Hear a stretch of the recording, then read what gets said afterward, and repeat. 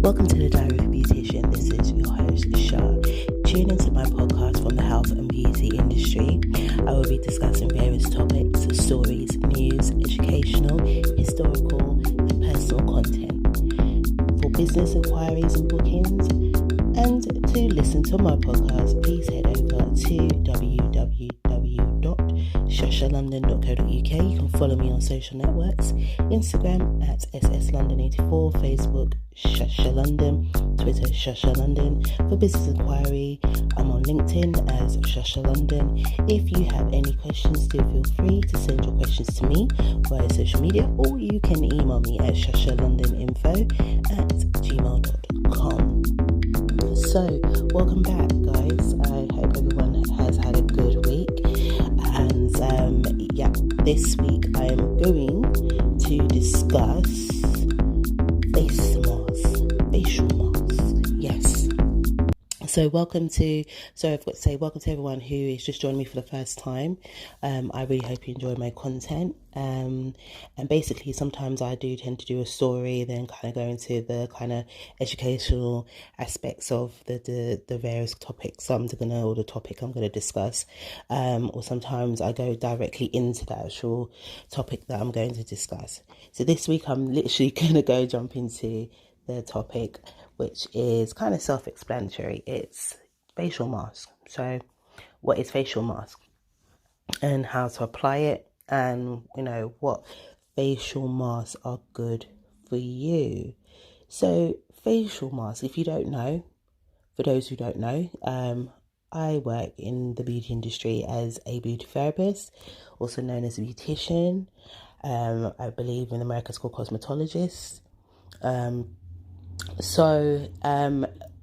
We do a lot of facials, okay? So customers, clients, come to a salon or a spa to have a facial done, then there's various of different facials to do. And depending on your skin type, we'll, treat the skin type and the concerns as well. So when you go to like a spa, it's very much... it's kind of like they will stick to like the basics of a facial. When you get into like an actual, say like a clinic or a salon or a dermatologist, then they will start working on treating, the concern that you may have. Spas is usually like a day out with a loved one or friends or colleagues to have, some downtime, some time to relax. But as I say, when you go to a clinic, you go to a salon, when you go to like a mobile therapist or a dermatologist, they will go a little bit more deeper with the concerns of the skin, okay? So the face mask is part of the treatment. Now, like I said before, depending on what type of treatment you're going to get, how it's going to be laid out, the mask is usually a part of the treatment, a part of the facial, and that tends to come near to the end. Okay, so the mask can either be something hydrating, it could be something quite detoxifying, it could also help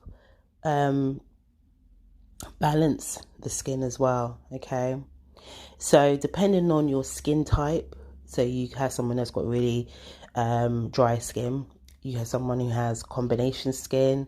Combination, when you hear that, like, okay, that does sound like it's between something, right? Yeah, so it's where a person may suffer with probably part of their face is a little bit dehydrated, and then the other part of their face is a little bit oily. So then they will fall under that category of combination skin type, okay? And then you'll have someone who has just normal skin. They never have any concerns or problems. Their face seems to be absolutely fine. How I wish. And then you have someone who has oily skin, right? So there you have an array of skin types that people may have. And then you've got the concerns, which is someone who has acne, somebody who has, pustule spots, breakouts, suffering blackheads, also, fine lines, flaky skin. The list is endless. Depending on what it is, how it is, there is the concerns. Also, like someone having like melasma, pigmentation issues, again, concerns. So the face mask, as I said, is a part of the facial. And if you don't know how the facial process goes, usually a cleansing, there's usually exfoliation, some type of extraction, some type of steam, some type of roller, some type of pulling, tugging. There's so many things that could go in a facial, as I said. But the mask is the part where it's that part where you put the product on and allow it to sit on the skin and penetrate through the skin to do its job. And that's what I was saying earlier. You've got the part of having it hydrate the skin. So someone like who has, you know, a hydration problem, their skin is really dry or they're dehydrated, then I would recommend, you know, a hydrating mask to hydrate the skin. And not just the top layer of the skin, but the layers underneath as well. And if someone has really oily skin, again, you wouldn't give them hydrating mask. You would give them the detoxifying mask. So it will help take out some of that oil that they're producing, right? Because the oil that produced on their face is their sebum, okay? And the mask is going to kind of just reduce that, and then follow with all the other steps afterwards and prior to it, okay? So you've got the two basic sort of masks that we all kind of use in the industry, something hydrating, something detoxifying. For someone with combination like myself, I tend to use both. So I would put the detoxifying in the areas where it's producing a lot of sebum, and then I'll put the other one, the hydrating mask, over the areas where it's a bit dehydrated. Okay. Sometimes I don't tend to see it a lot on social media, but when I do see it, I kind of appreciate the person when they post it because they know what they're doing. So you've got to work towards the person's concern, okay, and their skin type. You've got to work to the person individually, not putting it across the same, like everybody else has the same concern and skin type. No, you've got to work with that person individually and address their concern and their skin type. And as I said, there's such an array of products on the market right now. If you go onto my Instagram account, if you're following me, you see that I did a post on it, as I said earlier on. And I mentioned some of the masks that I think is really beneficial and really nice to use.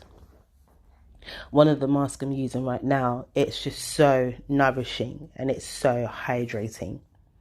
But it's also doing detoxifying as well. So they, cleverly found a way of using charcoal and aloe vera and other ingredients, really, really good ingredients to kind of help with my combination skin type. My skin just feels amazing after I finish using it. So again, head over to my Instagram account and have a look at some of the masks. There's also masks where you can get as a chemical, okay? So it's like a pill.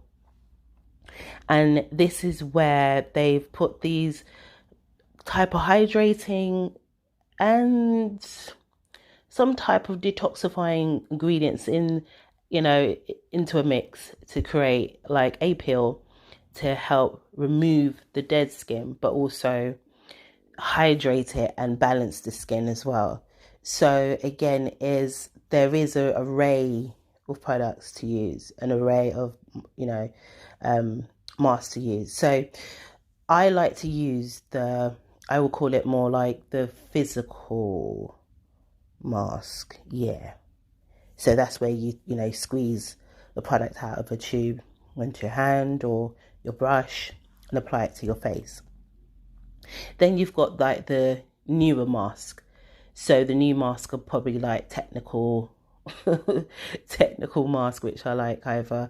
The paper masks, I don't know if anyone's seen that. They're in little sachets and they're tucked away in the sachets, and you tear the sachets and you pull out this mask and you put it on your face, and then it, pours in all the good stuff into your skin.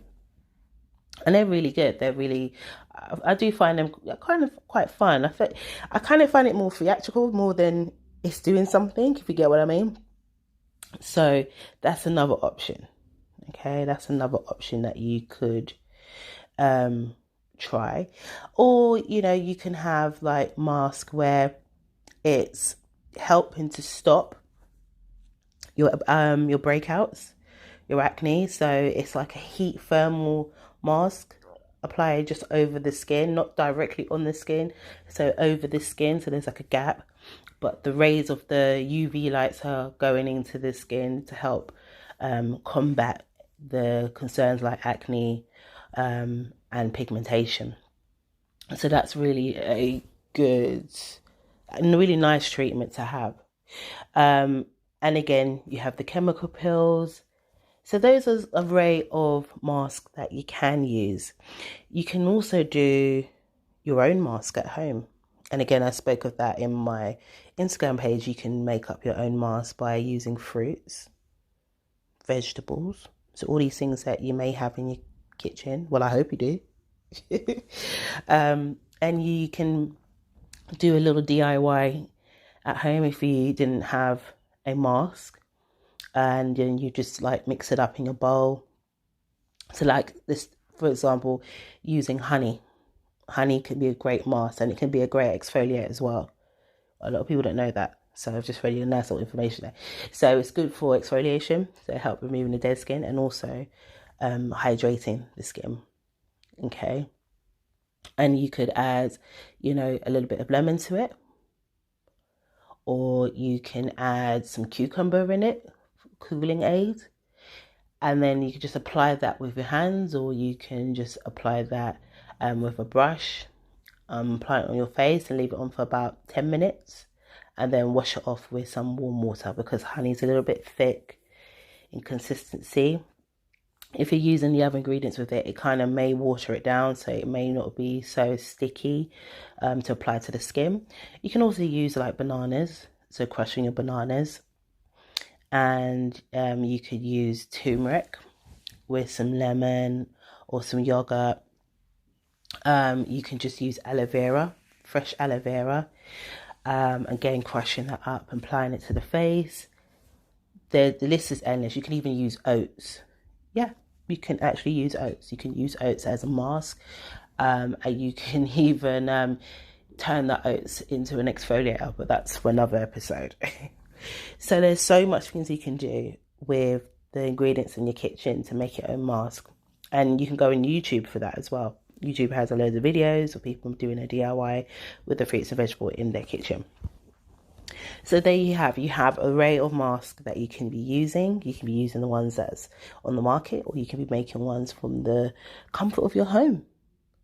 But again, like I always say, it's always good to talk to someone who knows what they're talking about. So seeing a professional, either it's a skin therapist, a beauty therapist, a dermatologist, or even your GP, if you're suffering with a concern that has been hindering you for a number of years, then speaking to your GP, okay, because then they can refer you to a dermatologist who are professionals who deal with skin. That's their baby, that's their thing. So seeking out the right channels and be able to address your concerns, because I see a lot of people every day on Instagram, on Facebook, even in public, and they wear abundance of makeup, and some of it looks absolutely stunning. It looks amazing how they've just put everything together, but you can see that they heavily rely on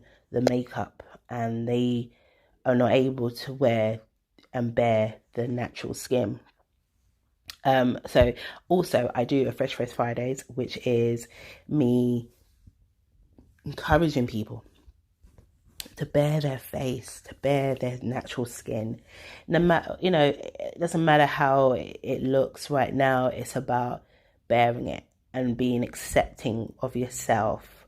So looking in that mirror, seeing your concerns and saying, right, I want to tackle this. I want to deal with this. I want to move on from this, and finding a way of dealing with it, which is just to go and see someone about it. And it won't take you, it will take time depending on the concern. I'm not even going to, lie to you and say, oh my gosh, it's going to be an overnight success. No, it's going to take time, because it took time for all, the concerns to appear overnight, or the concerns to manifest over a number of months or years. So it's going to take time. But to begin the journey of saying, right, I actually want to get my skin looking flawless. I want it to look smooth. I want it to feel smooth. I want it to just glow without having to wear so much makeup. And this is not bashing anybody who loves their makeup or who is a makeup guru. No, this is it's all about you sorting out your concerns once and for all, then just pushing it aside and thinking, okay, makeup's going to just solve everything. No, there is ways of sorting it. We've got so much products in the market, so much. And again, everyone's got their own story to tell. And again, everyone's concerns or skin type is different. You may have similar traits, but it's never really that the same. Okay, so you're your own individual, and your concern is your concern, and your skin type is your skin type. And remember, you have to address also what it is you're eating and drinking, how you're living. So are you happy? Is sad? Are you depressed? Are you going through something traumatic?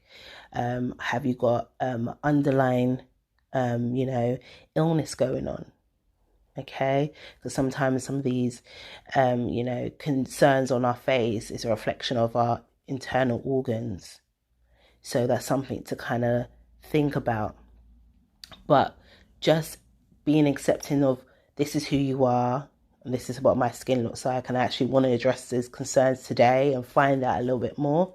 There's no harm. I'm telling you, once you've made that appointment, once you've gone to see that professional, you kind of feel like a relief, like I've done it.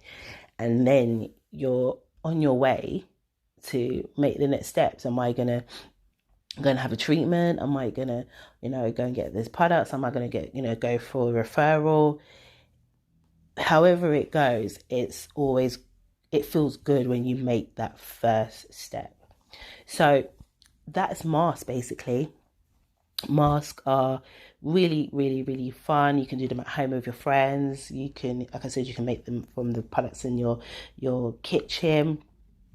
You can buy them on your high street, online. There's products everywhere, but always get professional help first, and then move on to doing the experimenting, because it can go wrong. Because this is another thing, people, when you tend to use the wrong products for your skin type, it can go also wrong.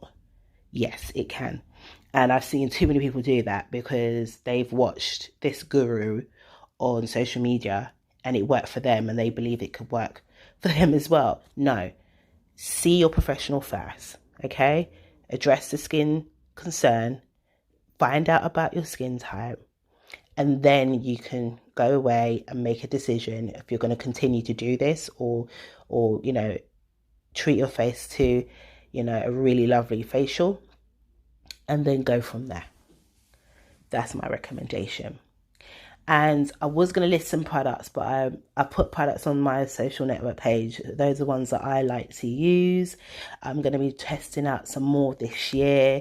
And then I will be possibly coming back probably at some point this year with some new masks that I think are really good after I've tried and tested it. I like to give it at least 3 to 4 months trial on the products. I know you probably heard them thinking 3 to 4 months, that's a long time.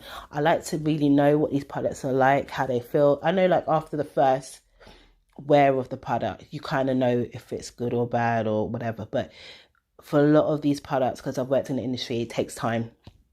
So I want to go through that trial aspect, that sort of research aspect, so I know this stuff is legit good.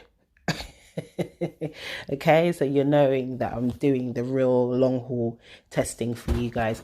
So yeah, if you have any questions about mask, and your skin type, or your concerns, or you actually want to book a facial with me, book a facial with me, then again, just email me, or you can go to my website and book a actual facial.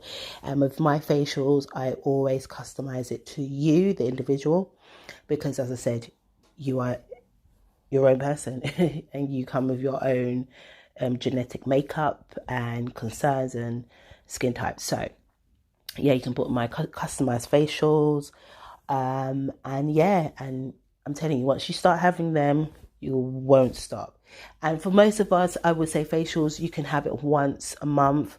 If I know a lot of people say, oh, it's luxury, it's not a necessity. Yes, it is, because we look at each other's faces. We're always looking into each other's faces all the time, aren't we? It's one of those things, you can't hide your face. You can't, shun from someone. You can read someone by their face, right? You can tell through their body language, their eye contact. It's just a lot when we see on their face. So to not look at your face and not address the concern is like I'm hiding from it. But you don't need to hide from it, because you can book me, or you can see somebody locally to you, or you can go to your high street salon, or go to your GP to get referred to a dermatologist, or even sometimes the GP can see and treat some skin conditions. But if they can't, then they will refer you to a dermatologist, as I said. But again, it's always good to have a facial. I love them. I literally do a monthly facial for myself, and then like every day of the week I'm doing just a normal cleanse. I hope the information I've given you today has been informative. And as I said, if you have any concerns, any questions, email me at shashalondoninfo@gmail.com, or you can message me on social media. Okay, so have a great week.